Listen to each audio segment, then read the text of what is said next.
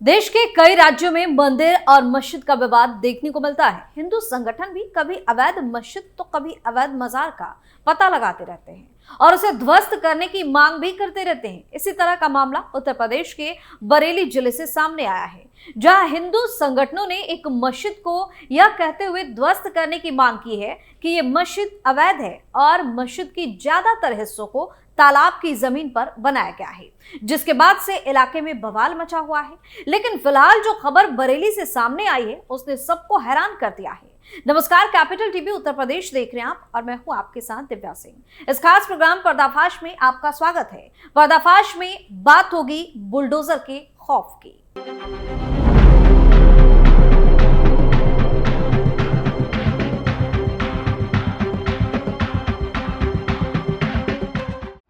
UP में दिख रहा बाबा के बुलडोजर का खौफ।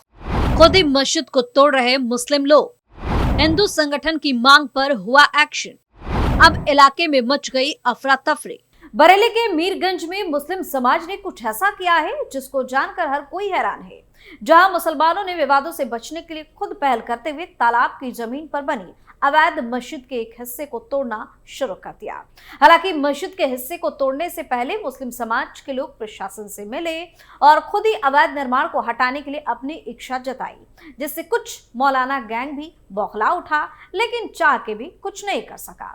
दरअसल बरेली के मीरगंज थाना क्षेत्र में तलमास गांव में बनी तालाब की जमीन पर मस्जिद के बने होने की शिकायत 2 दिन पहले एक्स द्वारा की गई थी। इसके बाद प्रशासन हरकत में आया था। प्रशासन ने राजस्व की टीम ने मौके पर जाकर नाप कराई तो पता चला कि मस्जिद का एक हिस्सा सरकारी तालाब की जमीन पर है। एहतियातन गांव में पुलिस को सबसे पहले तैनात किया गया। बताया जा रहा है कि विवाद के मामले में सोमवार को मुस्लिम समुदाय के आधा दर्जन लोग उप जिलाधिकारी के समक्ष पहुंचे थे और उनसे बातचीत कर नियम के अनुसार प्रशासन की मंशा भांपते हुए खुद ही तालाब में बने मस्जिद के अतिरिक्त हिस्से को तोड़ने पर सहमति जता दी। जानकारी के मुताबिक मीरगंज के गांव तलमास में बनी मस्जिद के पिछले हिस्से को सरकारी तालाब की जगह में बने होने की एक्स अकाउंट पर पोस्ट किया गया था, जिसे लेकर तहसील प्रशासन ने एसडीएम तृप्ति गुप्ता, तहसीलदार विशाल कुमार शर्मा और सीओ अंजनी कुमार तिवारी और एसएचओ सिद्धार्थ सिंह तोमर राजस्व टीम को लेकर पड़ताल करने मौके पर पहुंचे थे। इस जांच के दौरान प्रशासन ने तालाब में खड़े पिलर पर पड़े लेंटर का निर्माण होना गलत बताया था और रिपोर्ट जिलाधिकारी को भी सौंपी थी, जिससे मुस्लिम समुदाय में बेचैनी बढ़ गई थी। इसके बाद से मुस्लिम समाज ने बाबा के बुलडोजर और प्रशासन के सख्ती के चलते खुद मस्जिद के अवैध हिस्से को तोड़ना शुरू कर दिया। पिछले 2 दिनों से मुस्लिम समाज खुद ही मस्जिद के अवैध हिस्से को हटा रहा है। जमींदारों के द्वारा बनाई हुई है मस्जिद। वहीं ग्रामीण निसार का कहना है कि गांव तलमास में जमींदारों की तरफ से बनाई गई मस्जिद है ये, जिसका पिछला हिस्से की दीवार तालाब किनारे थी। नमाजी लोग इसी तालाब में वजूआदी करते थे और तालाब की ओर सीढ़ियां लगी थी। तालाब के पानी की वजह से पिछली दीवार जर्जर भी हो गई थी। इस वजह से तालाब के कुछ हिस्सों में पिलर खड़े करके लेंटर डाल दिया गया था, जिससे नमाजी लोग किसी तरह का जोखिम ना उठाए। जब शिकायत है तो हम खुद ही हटाने के लिए तैयार हैं।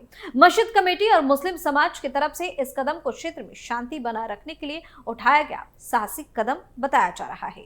प्रशासन ने भी समुदाय के इस फैसले की खूब सराहना की है। इस घटना से यह संदेश जाता है कि आपसी समझ और सहयोग से विवादों को कैसे सुलझाया जा सकता है। वहीं मंगलवार शाम तक मस्जिद के अवैध हिस्से को पूरी तरह से हटाने के बाद इलाके में शांति व्यवस्था बनी हुई है। पुलिस का कहना है कि मस्जिद कमेटी ने खुद ही फैसला लेकर निर्माण को हटा दिया है। इलाके में किसी तरह की कोई समस्या नहीं है।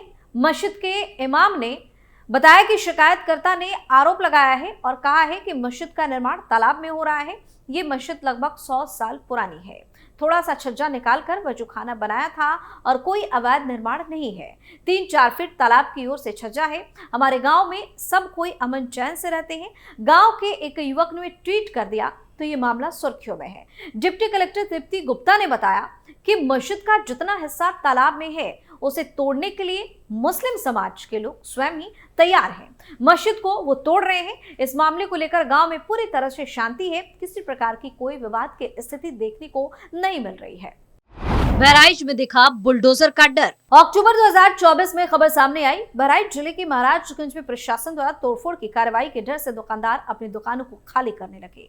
जिले की मैसी तहसील के हिंसा प्रभावित महाराजगंज इलाके में दुकानों को ध्वस्त किए जाने की आशंका को देखते हुए दुकानदारों ने अपनी दुकानों को खाली करना शुरू कर दिया। मैसी से भारतीय जनता पार्टी यानी कि भाजपा के विधायक ने घटनाक्रम की पुष्टि करते हुए कहा कि जो लोग अपनी दुकानें खाली नहीं करेंगे उनके खिलाफ प्रशासन कार्रवाई करेगा।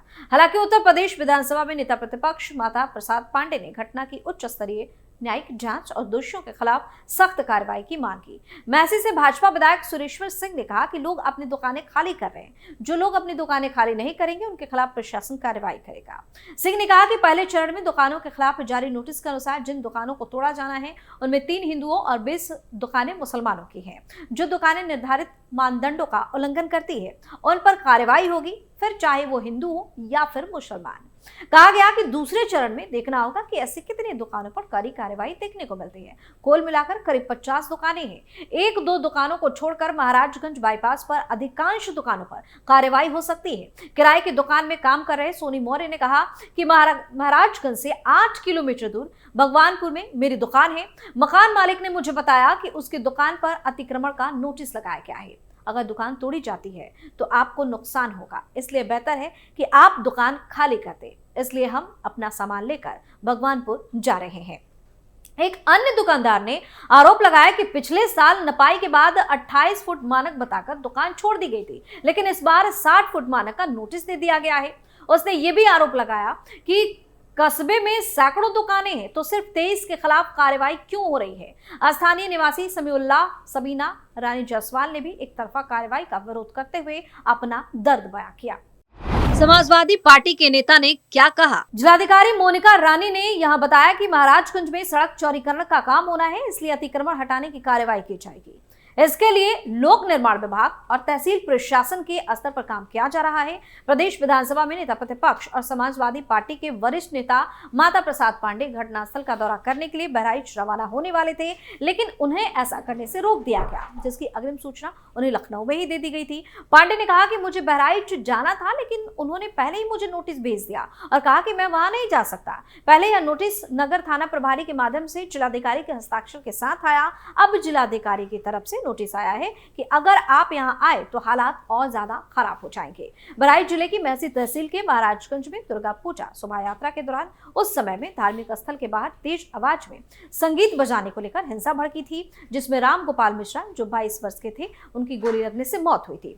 इस घटना के बाद से ही इलाके में तोड़फोड़ और आगजनी शुरू हो गई और भीड़ ने कई घरों, दुकानों, अस्पतालों और वाहनों को आग के हवाले कर दिया।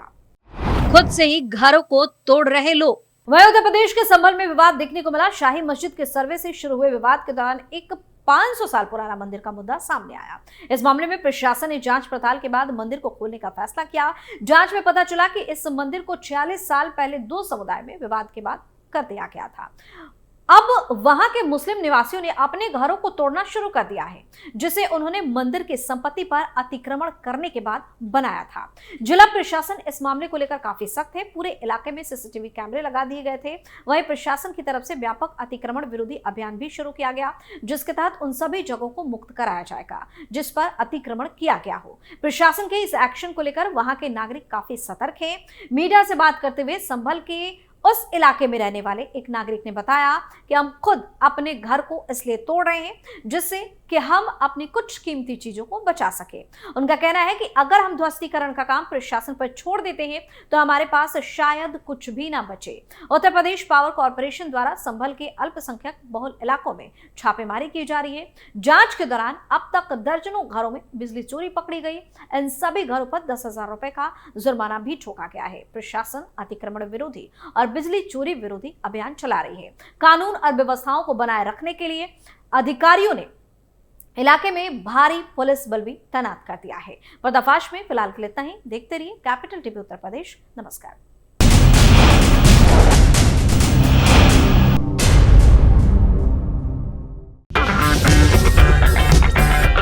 अगर आपको हमारा वीडियो पसंद आया हो तो इसे लाइक करें, हमारे चैनल को सब्सक्राइब करें और हाँ, बेल आइकन दबाना ना भूलें।